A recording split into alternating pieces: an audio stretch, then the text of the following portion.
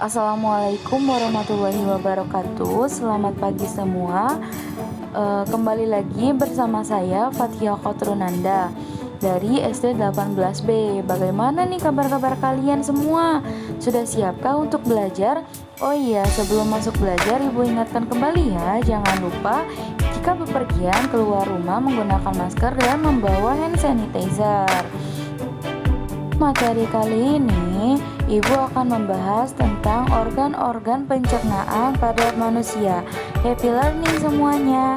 Materi yang pertama yaitu adalah pencernaan. Apa yang dimaksud dengan pencernaan? Pencernaan merupakan proses penguraian makanan yang semula kasar menjadi halus agar lebih mudah diserap oleh tubuh.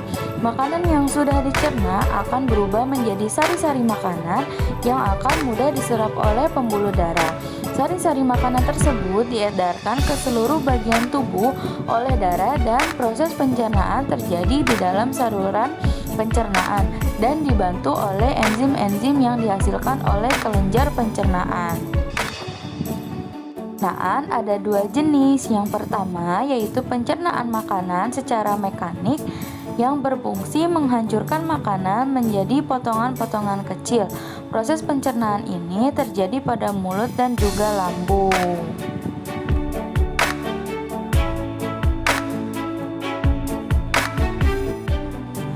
Yang kedua, ada pencernaan makanan secara kimiawi. Ini dilakukan oleh enzim. Pencernaan kimiawi ini terjadi pada mulut, lambung, dan usus. Tujuan makanan menggunakan enzim adalah menguraikan makanan agar sari-sari makanan mudah diserap oleh tubuh. Materi yang kedua ini adalah organ-organ pencernaan. Di sini sudah ada gambar organ pencernaannya ya. Nah, bagian yang pertama ada rongga mulut. Rongga mulut merupakan pintu masuk makanan ke dalam tubuh. Di dalam rongga mulut terdapat pencernaan mekanik dan kimiawi. Bagian yang menjadi pencernaan di rongga mulut adalah gigi, lidah, dan air liur. Gigi dan lidah mencerna makanan secara mekanik, sedangkan air liur mencerna makanan secara kimiawi. Gigi berfungsi untuk menghancurkan makanan. Lidah berfungsi untuk mengatur letak makanan pada saat mengunyah dan mengecap rasa makanan. Permukaan lidah kita dapat mengecap berbagai rasa makanan yaitu manis, pahit, asam, dan asin. Kelenjar ludah yang menghasilkan air ludah dan enzim amilase atau petialis. Zat amilase ini dapat mengubah zat tepung atau amino menjadi maltose. Nah, itulah sebabnya kenapa nasi yang mengandung amino jika dikunyah lama-kelamaan akan menjadi manis.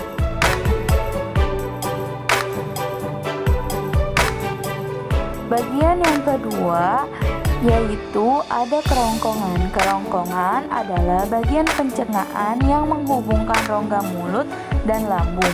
Kerongkongan mempunyai tabung dengan panjang sekitar 20 cm. Di dalam kerongkongan terjadi gerakan peristaltik, yaitu gerakan meremas-remas yang dilakukan oleh dinding kerongkongan. Gerakan inilah yang membuat makanan masuk ke dalam lambung. Bagian organ pencernaan yang ketiga yaitu lambung. Lambung terletak di rongga perut yang terletak di sebelah kiri atas. Di dalam lambung makanan dicerna kembali secara mekanik dan kimiawi. Dalam pencernaan mekanik ini dilakukan oleh dinding lambung yang meremas dan mengaduk makanan. Pencernaan secara kimiawi dilakukan oleh zat-zat yang dihasilkan oleh kelenjar lambung. Kelenjar lambung menghasilkan enzim pepsin, enzim renin, dan asam klorida. Enzim pepsin berfungsi untuk memecahkan protein menjadi pepton. Protein renin mengubah protein pada susu menjadi molekul partikel yang paling kecil yang disebut dengan peptid. Bagian organ yang keempat yaitu ada usus halus. Usus halus merupakan aluran pencernaan yang terpanjang, yaitu panjangnya 6 hingga 7 meter. Sepanjang usus halus ini dihasilkan enzim-enzim yang berguna mencerna hasil pencernaan lambung yang masuk ke dalam usus halus. Adapun enzim-enzimnya yaitu yang pertama adalah enzim maltase yang berfungsi menguraikan maltosa menjadi glukosa. Kedua, ada enzim sukrase yang menguraikan sukrosa menjadi glukosa. Ketiga, ada enzim laktase yang berfungsi menguraikan laktosa menjadi glukosa dan galaktosa. Yang keempat yaitu enzim eripsin yang berfungsi menguraikan pepton menjadi asam amino. Nah, usus halus ini terbagi menjadi 3 bagian, yaitu yang pertama ini disebut dengan bagian usus 12 jari atau duodenum. Panjang usus 12 jari yaitu sekitar 25 cm atau berukuran 12 jari tangan orang dewasa. Pada usus 12 jari atau duodenum ini terdapat enzim-enzim yang pertama ada enzim amilase yang berfungsi mengubah zat tepung menjadi gula sederhana. Yang kedua, ada tripsin yang berfungsi mengubah protein menjadi asam amino. Yang ketiga, ada lipase yang berfungsi mengubah lemak menjadi asam lemak atau gliseron. Kemudian, organ pencernaan dari usus halus yaitu ini disebut oleh usus kosong atau jejunum. Usus kosong terletak di antara usus 12 jari dan usus besar. Dinding usus kosong menghasilkan enzim-enzim tapi tidak sebanyak pada usus 12 jari. Dan bagian usus terakhir ini adalah usus penyerapan atau ileum. Usus penyerapan merupakan usus penyerapan sari-sari makanan.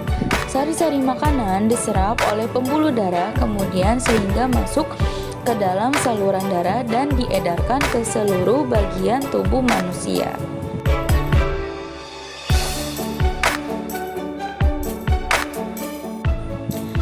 Bagian kelima dari sistem pencernaan adalah usus besar. Usus besar bersambung dengan usus halus di rongga perut sebelah kanan bawah. Nah, di dalam usus besar terjadi penyerapan air dan pembusukan sisa makanan yang dibantu oleh bakteri pembusuk yaitu bakteri Escherichia coli. Proses pembusukan akan dikeluarkan oleh anus. Nah, ini merupakan bagian dari anus manusia. Jadi anus merupakan tempat keluarnya zat sisa makanan yang sudah tidak dibutuhkan oleh tubuh manusia yang disebut oleh feses. Nah, itulah organ-organ yang terdapat pada manusia. Kemudian ada fungsi organ-organ manusia, yaitu yang pertama menghancurkan makanan menjadi lebih halus. Yang kedua, menyerap zat-zat makanan yang larut sehingga masuk ke dalam darah. Ketiga, mengeluarkan zat-zat yang tidak dapat dicerna oleh tubuh. Kemudian yang terakhir ada proses pencernaan bisa dilihat pada gambar di samping. Yang pertama, makanan masuk ke dalam mulut. Kedua, makanan ditelan dan masuk ke kerongkongan. Ketiga, di lambung makanan dicerna secara mekanis dibantu oleh dinding lambung dan secara kimia dibantu oleh enzim pepsin dan renin dan dibantu oleh HCl. 4. Makanan bergerak ke usus halus. Kelima, sisa pencernaan akan masuk ke dalam usus besar. Keenam, sisa pencernaan yang sudah tidak diperlukan tubuh akan dikeluarkan melalui anus. Nah, sekian pembahasan materi hari ini. Ibu tahu semuanya pasti paham dan thanks for watching.